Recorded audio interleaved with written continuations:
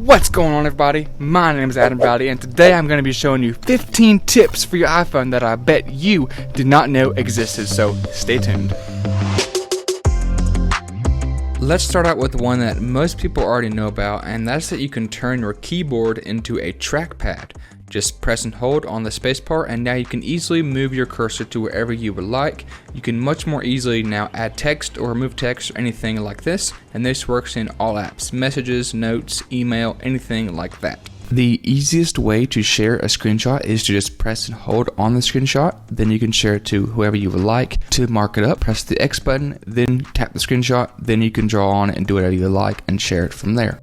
In Safari, there is something really cool you can do with screenshots. Once you take the screenshot, tap it, and at the top you'll see two options: screen, which is what you see in full page, which is the entire page of the website, and you can crop it or mark it up with drawings and then share that entire screenshot as a PDF to somebody or in email or anything like that.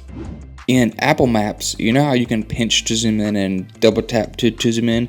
Well, you can also double tap, and on the second tap, hold your finger and slide it up or down, and then you can zoom in or out. So this is a great way if you want to zoom in and out really quick with just one hand. And as a bonus, this also works in Google Maps as well. So you can do the double tap on the second tap, hold your finger and slide up and down, and you can zoom in and out really quickly. The next tip is called text replacement. To set this up, go to Settings, General, Keyboard, Text Replacement, and then tap the plus sign. So for the phrase, this is what you want to say for the text to expand to. So for this example, I'm going to be typing in "sounds good," and the shortcut is going to be SG. So now whenever I type SG, the phrase will automatically expand to "sounds good."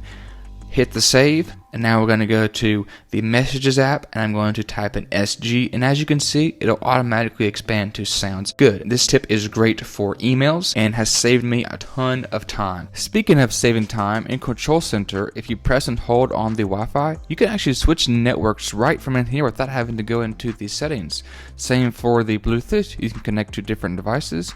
And also for AirDrop, you can turn this on or off or adjust the settings as well. It does not work with the Perfectly Personal hotspot, but it does work with Do Not Disturb. And if you press and hold on the media controls, you can adjust where you're at in the song playing, the volume, and you can even adjust where the song is going to, like if you have AirPods or things like that. And if you press and hold on the brightness, you can adjust the brightness for brighter or dimmer.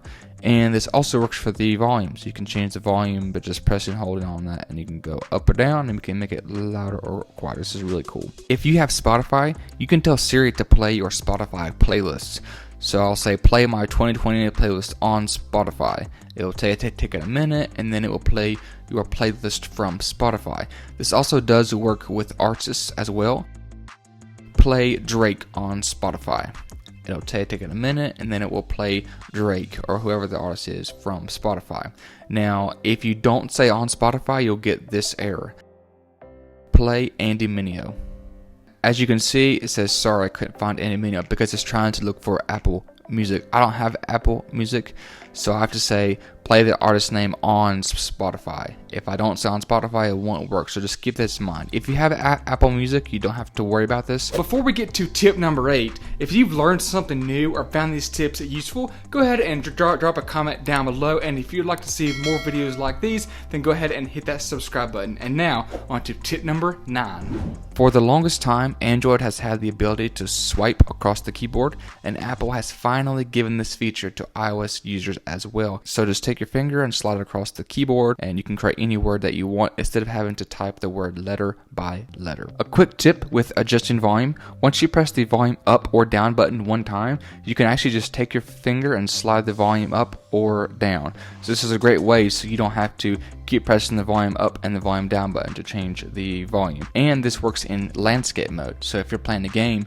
you can easily just press the volume up and slide the volume up or down with your finger. If you have a larger iPhone like the Plus or Max models, it can be difficult to reach the icons on the top of your screen. But if you go to Settings, Accessibility, Touch, and then enable reachability. On a iPhone X or newer, you can just swipe down the middle of the screen, and now you can easily reach your icons on the top of the screen. If you have a 11 or older, then just double tap, not click, but double tap your home button, and then the icons will move down. Speaking of swiping, if you actually swipe down, it brings up a little search box. So now you can type in basically any phrase, and it will show you any matching apps, contacts, messages, emails, etc. I actually use this a ton since I have folders. So instead of having to go through multiple pages in folders, I can just swipe down, search for an app, and launch it super quickly. If your hands are full and you're struggling to type, there is a way to make the keyboard smaller to make it easier to type. Press and hold the globe icon, then choose the arrow to the left or to the right to dock the keyboard. Now you can easily type with one hand, and when you're done, just press the arrow to expand it back to the normal size. In the calculator app, there is a hidden secret that most people probably know, but I'll share it anyways. So when you're in the calculator app and you're typing some numbers and you accidentally press a wrong number, most people press the C or AC button to clear it. What you can actually do is swipe to the left or to the right to remove